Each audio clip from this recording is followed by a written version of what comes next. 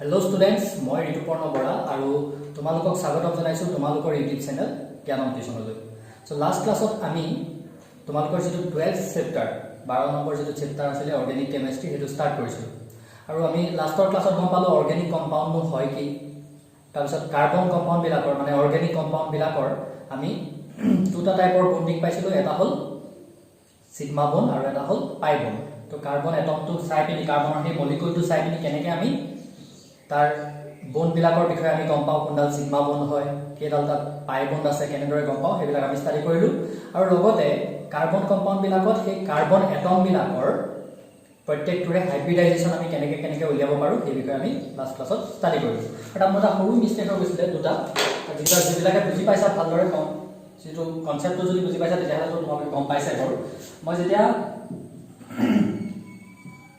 Hydrocarbon আৰু hydrocarbon ডিৰাইভেটিভৰ কথা বুজাইছিলো, মই এনেকুৱা CH3 মানে এই ইথেনটোৰ পৰা কি কৈছিলো ইথানল কেনেকৈ বনাব পাৰি বুলি কৈছিলো। ইয়াৰ এটা হাইড্ৰজেন ৰিমুভ কৰি OH লগাই দিয়া কথা, আৰু ইয়াত এটা হাইড্ৰজেন ৰিমুভ কৰাৰ কথা ক'লো যদিও মই লিখোতে আকৌ পিছত CH3 বুলি লিখি গ'লো। সেইটো লিখোতে ভুল হৈছে, তোমালোকে যিসকলে বুজি পাইছা সেইসকলে বুজি পাইছে। আৰু তাৰ পাছত মই যিটো লাষ্টৰ এক্সাম্পল কৰিছিলো হাইব্ৰিডাইজেশ্যন উলিওৱা, সেইটো আছিলে CH3CN। আৰু এইটো এনেকুৱা ধৰণৰ হ'ব, ইয়াৰ যদি ষ্ট্ৰাকচাৰটো আমি আঁকো CH3CN। গতিকে দেখা দেখি এই কাৰ্বনটোত কি হৈছে, সবফালে যিহেতু সিঙ্গল বন্ডে আছে তেতিয়াহ'লে ই sp3 হাইব্ৰিডাইজ হ'ব, আৰু এই কাৰ্বনটোত যিহেতু এটা ট্ৰিপল বন্ড আছে তেতিয়াহ'লে ই কি হ'ব sp হাইব্ৰিডাইজ। এইটো মই লিখোতে পটককৈ sp2 বুলি লিখি পালো। গতিকে এইকেইটা তোমালোকে শুদ্ধ কৰি ল'বা, যিসকলে বুজি পাইছা ভালদৰে ভাল কথা এইটো। আজি আমাৰ নেক্সট টপিকটো হ'ল structural representation of organic compounds. Structural representation of organic compounds. Organic compound বিলাকৰ আমাৰ কিছুমান বেলেগ বেলেগ structural representation আছে। বেলেগ বেলেগ ধৰণে সিহঁতক ৰিপ্ৰেজেন্ট কৰিব পাৰোঁ এটা মলিকুলকে। এতিয়া আমি কেনেকৈ ৰিপ্ৰেজেন্ট কৰিব পাৰোঁ চাম। তাৰ কাৰণে প্ৰথমতে মই এক্সাম্পল কেইটা লিখি লৈছো, আমি এইকেইটা ক্ষেত্ৰত চাম। C3H6 বেলেগৰ ক্ষেত্ৰতো চাব পাৰিম, কিন্তু মই এনেই এইকেইটা দেখাই দিছোঁ তোমালোকক। C5H11OH C6H6 এই তিনিটা মলিকুলৰ ক্ষেত্ৰতে মই তোমালোকক দেখাই দিম। এতিয়া এই অৰ্গেনিক কম্পাউণ্ড বিলাকক আমি বেলেগ বেলেগ ধৰণে ৰিপ্ৰেজেন্ট কৰিব পাৰোঁ, বেলেগ বেলেগ ষ্ট্ৰাকচাৰেল ৰিপ্ৰেজেন্টেশ্যন আছে। তাৰ টু ডাইমেনশ্যনেল মানে তোমালোকে বুজি পোৱা নে? টু ডাইমেনশ্যনেল মানে কি হয়, য'ত অকল এক্স আৰু ৱাই এক্সিছ থাকে, আৰু 3 ডাইমেনশ্যনেল মানে কি, য'ত এক্স ৱাই জেড তিনিটা এক্সিছ থাকে। তাৰমানে আমি যদি একদম নৰ্মেল ভাষাত কওঁ তেতিয়াহ'লে কি হ'ব, য'ত লেংথ আৰু ৱাইড থাকে অকল। এতিয়া এই বৰ্ডখন তোমালোকৰ বহীৰ পেজটো তাত যদি আমি এনেকৈ আঁকি কিবা এটা বস্তু বুজাওঁ সেইটো হ'ল 2 ডাইমেনশ্যনেল। 3 ডাইমেনশ্যনেল মানে য'ত দিশ প্ৰস্থ আমি গোটেইকেইটা বস্তু দেখা পাওঁ, দিশ প্ৰস্থ উচ্চতা, ৱাইড লেংথ আৰু হাইট, গোটেই তিনিটা ডাইমেনশ্যন থাকে, সেইটো আমি 3D বুলি কওঁ। এতিয়া সেই 2 ডাইমেনশ্যনেলত যদি আমি ৰিপ্ৰেজেন্ট কৰোঁ তাৰ তিনিটা প্ৰকাৰ আছে। এটা হ'ল complete structural formula, complete structural formula, এটা হ'ল condensed structural formula, next to condensed structural formula, আৰু এটা হ'ল bond line formula, bond line structural formula। এই তিনিটা টাইপ আছে। এতিয়া সেই তিনিটা টাইপ কেনেকৈ আমি এপ্লাই কৰিব পাৰোঁ সেইটো এক্সাম্পল কৰিলেহে তোমালোকে বুজি পাবা। এক্সাম্পলৰ দ্বাৰাই মই তোমালোকক এইবিলাক বুজাই দিবলৈ যত্ন কৰিম। এতিয়া চোৱা, এইটো লিখি ল'বা তোমালোকে এই টাইপকেইটা। এটা হ'ল কমপ্লিট ষ্ট্ৰাকচাৰেল ফৰ্মুলা, এটা কনডেন্সড আৰু এটা বন্ড লাইন। আৰু এইবিলাক তাৰ ডেফিনেশ্যন বা তাৰ গোটেই এক্সপ্লেনেশ্যন এইবোৰ কেতিয়াও লিখিবলৈ নাহে, গতিকে বস্তুটো ভালকৈ বুজি ল'বা কনচেপ্টটো। তেতিয়া সেইবিলাক লিখিবলগীয়া নহয়, কনচেপ্টটো বুজি পালে কেতিয়া লিখিবলগীয়া হ'লেও লিখিব পাৰিবা তেতিয়া তোমালোকে। এতিয়া চোৱা, এই ষ্ট্ৰাকচাৰটো তাৰ প্ৰথমতে আঁকিম আমি কমপ্লিট ষ্ট্ৰাকচাৰেল ফৰ্মুলা। এইটো কি হয় বাৰু, এটা C3H6 মানে CnH টুৱাইচ এন ফৰ্মুলা থকা নাই জানো, কাৰ্বন তিনিটা, হাইড্ৰজেন তাৰ দুগুণ আছে, যে ই এটা কি হয় এলকিন হয়। আৰু যিহেতু ইয়াত তিনিটা কাৰ্বন আছে তেতিয়াহ'লে সেই এলকিনটো কি হ'ব, কৰেছপণ্ডিং এলকিনটো প্ৰপিন হ'ব, হয়নে? এই প্ৰপিনটো আমি যদি complete structural formula, complete structural ফৰ্মুলাত কি কৰিব লাগিব, আমি এই কাৰ্বন আৰু কাৰ্বনৰ মাজৰ গোটেই বণ্ডবিলাকো আঁকিব লাগিব, আৰু কাৰ্বন আৰু হাইড্ৰজেনৰ লগত মুঠতে গোটেই বণ্ডখিনি আঁকিব লাগিব। দেখাই দিছোঁ মই তোমালোকক কেনেদৰে আঁকিব লাগিব। প্ৰথমতে আমি কি কৰিম, কাৰ্বন কেইটা আঁকি ল'ম অকল। তিনটা কাৰ্বন আছে, তিনটা কাৰ্বন আমি আঁকি ললো। তাত ক'ৰবাত নহয় ক'ৰবাত ডাবল বন্ড থাকিব, যিহেতু এটা এলকিন হয়। তাৰপিছত আমি হাইড্ৰজেন কেইটা আঁকি দিলোঁ। এতিয়া ইয়াত কি কৰিছোঁ, এই ফৰ্মুলাটোত যিমানবিলাক বন্ড আছে প্ৰত্যেকটো কাৰ্বনৰ লগত কাৰ্বনৰ বন্ড আমি গোটেইবিলাক স্পষ্টকৈ লিখিবলগীয়া হৈছে। আৰু সেইটো কাৰণে এইটো কি বুলি কোৱা হয়, কমপ্লিট ষ্ট্ৰাকচাৰেল ফৰ্মুলা। আৰু চোৱাচোন এতিয়া মিলিছে নাই, কাৰ্বন 3টা C3 আৰু H6 হয়নে, হাইড্ৰজেন 6টা, ঠিকে আছে। সেইটোৱে ফৰ্মুলা এইটো হয়, এইটো হ'ল তাৰ কমপ্লিট ষ্ট্ৰাকচাৰেল ফৰ্মুলা। তো কমপ্লিটলি আমি গোটেইখিনি বস্তু ৰিপ্ৰেজেণ্ট কৰিছোঁ। তাৰপিছত আহিলে কনডেন্সড। এতিয়া এই বস্তুটোকে আমি কনডেন্সড কৰি বুজাম, মানে সংক্ষেপত একদম শ্বৰ্টকৈ লিখিম। তেতিয়া কেনেকৈ লিখিব পাৰিম, এইটো নহয় আৰু সংক্ষেপত লিখা মানে কেনেকৈ লিখিব পাৰিম, CH2 তাৰপিছত আছে ডাবল বন্ড CH CH3, এইটো হ'ল তাৰ কনডেন্সড ষ্ট্ৰাকচাৰেল ফৰ্মুলা। ইয়াত আমি গোটেই বন্ডবিলাক দেখুওৱা নাই, বুজি পাইছানে? ইয়াত ডাবল বন্ডডাল বেলেগ বস্তু মাজত সোমাই আছে, সেইকাৰণে ডাবল বন্ডডাল অলপ দেখুৱাইছোঁ। আৰু বাকীবিলাকতো চব ছিংগল বন্ডে আছে, গতিকে সেইবিলাক আমি দেখুওৱা নাই এই ফৰ্মুলাটোৰ ক্ষেত্ৰত, এইটো এক্সাম্পলৰ ক্ষেত্ৰত। আৰু বাকীকেইটা এক্সাম্পল কৰিলে বাকী বস্তুবোৰ বুজি পাবা। এতিয়া চোৱা নেক্সট কথাটো, ইয়াৰ যদি আমি এতিয়া bond line formula, bond line formula হ'ল এনেকুৱা এটা ফৰ্মুলা য'ত আমি অকল বন্ডখিনি আঁকো। অকল যদি সি হাইড্ৰ'কাৰ্বন হয়, কাৰ্বন আৰু হাইড্ৰজেনে যদি থাকে, তেতিয়াহ'লে আমি তাত বেলেগ একো এটমবিলাক লিখিব নালাগে। ইয়াত কি কৰিছোঁ, বন্ডবিলাকো আঁকিছোঁ আৰু লগতে কি কৰিছোঁ, আমি এটমবিলাকো লিখিছোঁ। কিন্তু তাত অকল আমি বন্ডবিলাকে আঁকিম, কাৰ্বন আৰু কাৰ্বনৰ মাজৰ তাক, হাইড্ৰজেনৰ বন্ডবিলাক নালাগে, কাৰণ প্ৰত্যেকটো কাৰ্বনতো হাইড্ৰজেনেই লাগি থাকিব। এতিয়া ছাপ'জ আমি এইটো আঁকিব লাগে, ইয়াৰ 3টা কাৰ্বন নাই জানো, এনেধৰণে আঁকিম আমি। এই বন্ডডালৰ এই প্ৰত্যেকটো চুকে এটা এটা কাৰ্বন বুজাইছে, এইটো এটা কাৰ্বন, এইটো এটা কাৰ্বন, এইটো এটা কাৰ্বন। আৰু আমি হাইড্ৰজেনবিলাক ইয়াৰ লগত কাৰ্বনৰ লগত ৰিলেটেড যিবিলাক হাইড্ৰজেন সেইবিলাক আমি আঁকি নেদেখাওঁ, যিহেতু প্ৰত্যেকটো কাৰ্বনৰ লগতেতো হাইড্ৰজেনেই থাকিব হাইড্ৰ'কাৰ্বনবিলাকক বেলেঞ্চ কৰিবলৈ, হয় নে নহয়? কিন্তু কি হৈছে, ইয়াত প্ৰথম কাৰ্বন আৰু দ্বিতীয় কাৰ্বনটোৰ মাজত কি আছে, ডাবল বন্ড আছে। এই ডাবল বন্ডডাল আমি এনেকৈ আঁকিছোঁ। এইটোৱে হ'ল বন্ড লাইন ফৰ্মুলা। অকল আমি বন্ডকেইডাল দেখাইছোঁ, বন্ডৰ লাইনকেইডাল, আৰু হাইড্ৰজেনবিলাক তাত দেখুওৱা প্ৰয়োজন নাই। এইটোক ক'ম আমি বন্ড লাইন ফৰ্মুলা এই কম্পাউণ্ডটোৰ কাৰণে, হয়। এতিয়া নেক্সটটো চাওঁ। এতিয়া সেই নেক্সটটো কি হ'ব, নেক্সটটো তেনেকৈয়ে আমি আঁকিম। কাৰ্বন 5টা আছে, প্ৰথমতে কাৰ্বন 5টা আঁকি ল'লোঁ। তাৰপিছত কি হৈছে, গোটেইকেইটাতে এনেকৈ হাইড্ৰজেন আছে আৰু OH লাগি আছে। এতিয়া যিকোনো এটা কাৰ্বনত কি হৈ আছে, OH লাগি আছে, আমি লাষ্টৰটোতে লগাই দিলোঁ OH।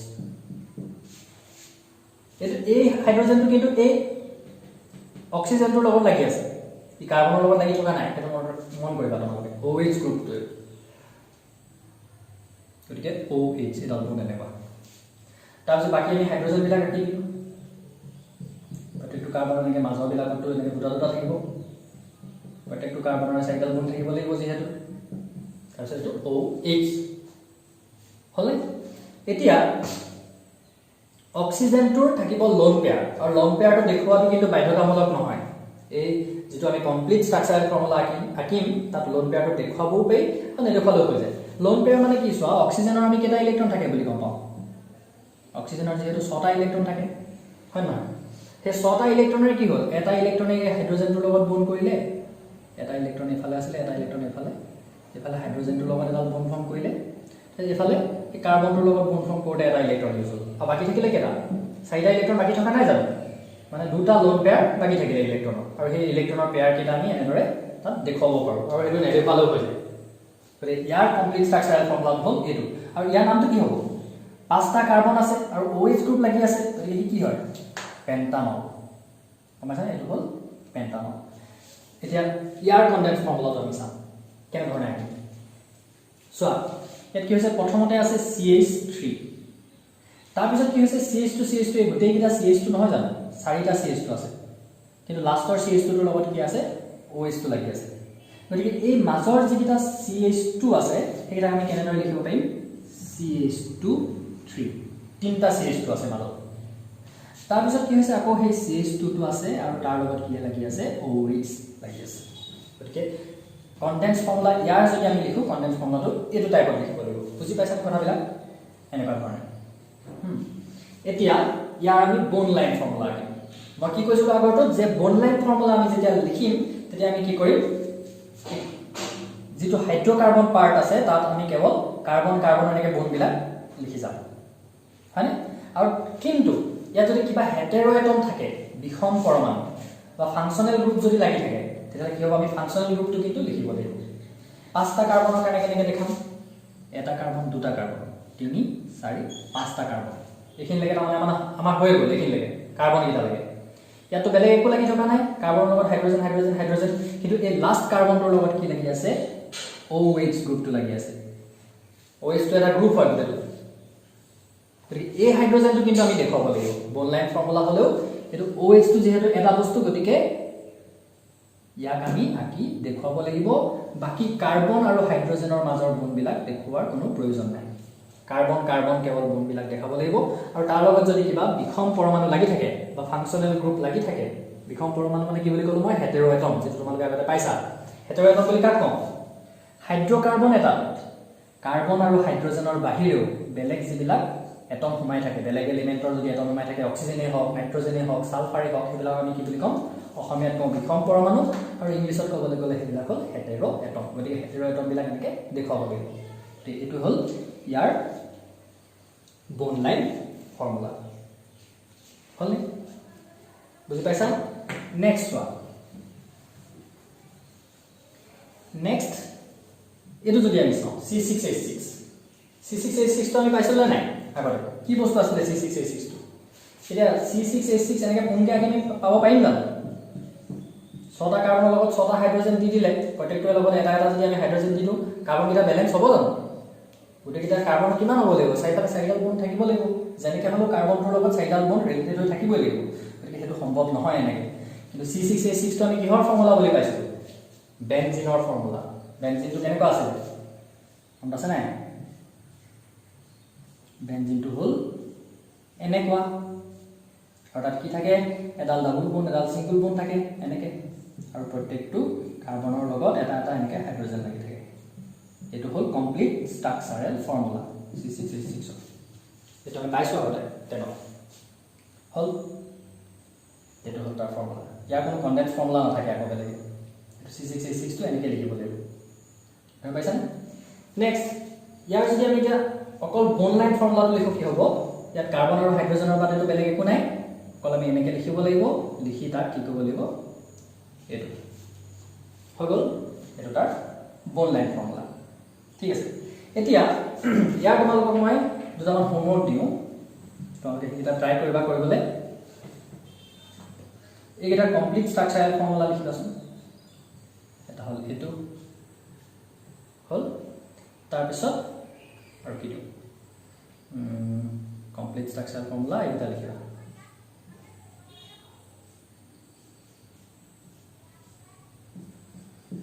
এইটা তোমালোকে কমপ্লিট স্ট্ৰাকচাৰেল ফৰ্মুলা এটা আঁকিবলৈ যত্ন কৰিবা ঠিক আছে এটা নেক্সট আমি 3 ডাইমেনশনাল ৰিপ্ৰেজেন্টেশনলৈ যাওঁ কাৰ্বন কম্পাউণ্ড এটা আমি 3 ডাইমেনশনাল ৰিপ্ৰেজেন্টেশনো আমি বৰ্ডখনতে কৰিব পাৰো বা বহিখনতে কৰিব পাৰো কেনেকৈ কৰিম এখনো 3 ডাইমেনশনাল নহয় ইয়াত অকল দীঘল বস্তুহে আছে বৰ্ডখনত হয় না বৰ্ডখন যদি এনেকৈ প্লেনখনত পেলাই থওঁ তেতিয়াহ'লে কি হ'ব ইয়াত দীঘল বস্তুহে আছে এনেকৈ থৈছো কাৰণে এটা উচ্চতাটো দেখিছো এটা বেলেগ কথা মানে ইয়াত এনেকৈ কিবা আছে জানো ওপৰ বা তললে কিবা এটা বস্তু আঁকিব পাৰিম জানো বৰ্ডখন বোলে ওপৰলে এনেকৈ উঠি আছে এডাল বন সেডাল আমি আঁকিম ওপৰলে গৈ আঁকিব পাৰিম জানো বা ভিতৰলে থকা বনডাল আমি আঁকিব পাৰিম জানো নোৱাৰো হয় গতিকে সেই বস্তুটো আমি কেনেকৈ দেখাম সেইটো এতিয়া আমি চাম সেইটো লিখি লোৱা 3 ডাইমেনশনাল ৰিপ্ৰেজেন্টেশন of carbon compounds বা organic compounds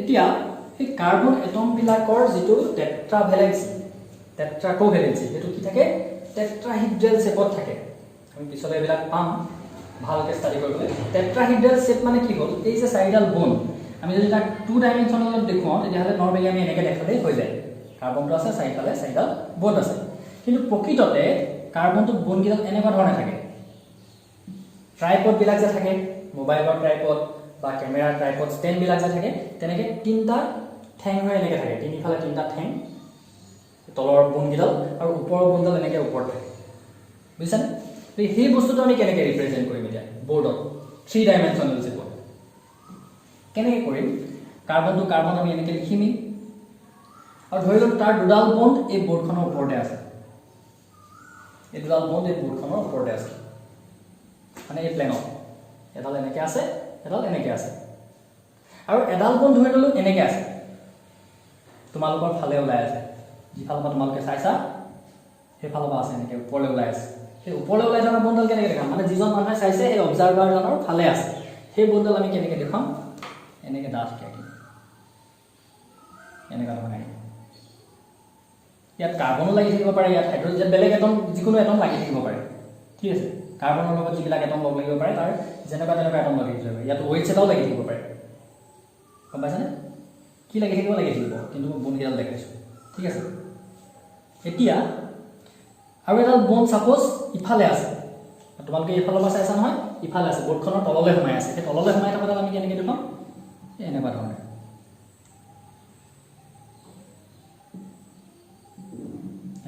test line Dal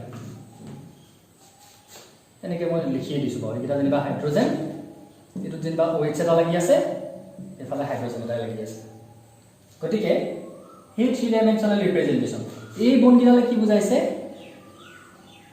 on the plan যিখন বৰ্ডত ৰাখিছোঁ আমি সেই বৰ্ডখনতে আছে এটা আৰু এই বন্ডডালে কি বুজাইছে এবভ দা প্লেন যিজন অবজাৰ্ভাৰে চাইছে তেওঁৰ ফালে ওলাই আছে যেনিবা ওপৰলৈ এনেকৈ বহীখনত ৰাখিছোঁ নহয় বহীখনৰ পৰা যেনিবা এডাল ওপৰলৈ ওলাই আছে ধৰি পাইছা নহয় তাৰপৰা এইডাল এই এনেকুৱা ডেছ লাইনডালে কি বুজাব সেইডাল ইফালে আছে তাৰমানে তললৈ সোমাই আছে বৰ্ডখনৰ সেইটো কি বুজাম বিলো দা প্লেন এনেকুৱা ধৰণে আমি কি কৰিব পাৰোঁ এই কাৰ্বনৰ 3 ডাইমেনশ্যনেল ৰিপ্ৰেজেণ্টেশ্যন আমি কৰিব পাৰোঁ ধৰি পাইছা কথা আশা কৰিছোঁ বুজি পাইছা তো এইখিনিয়ে হ'ল ৰিপ্ৰেজেণ্টেশ্যন অৰ্গেনিক কম্পাউণ্ডবিলাকক আমি কেনেকৈ ৰিপ্ৰেজেণ্ট কৰিব পাৰোঁ 2 ডাইমেনশ্যনেল আৰু 3 ডাইমেনশ্যনেল আৰু কিছুমান ৰিপ্ৰেজেণ্টেশ্যন পাম সেইবিলাক বেলেগ ৰিপ্ৰেজেণ্টেশ্যন অলপ হায়াৰ লেভেলত কিন্তু এইকেইটাই হ'ল মেইন ৰিপ্ৰেজেণ্টেশ্যন তো এইটো ক্লাছ ইমানেই ক্লাছটো যদি কৰি ভাল লাগিছে তেতিয়াহ'লে লাইক এটা কৰিবা মই উৎসাহ পাম আৰু কমেণ্টো কৰিবা কমেণ্ট বক্স তোমালোকৰ কাৰণে খোলা আছে আৰু লগৰবিলাকৰ মাজত শ্বেয়াৰ কৰি দিবা যাতে আমাৰ গ্ৰুপটো আৰু অলপ ডাঙৰ হয় ষ্টাডি গ্ৰুপটো তেতিয়াও মই কণ্টিনিউৱাছলি ভিডিঅ' বনাই যাবলৈ উৎসাহ পাম অন্তত গতিকে কৰি দিবা থেংক ইউ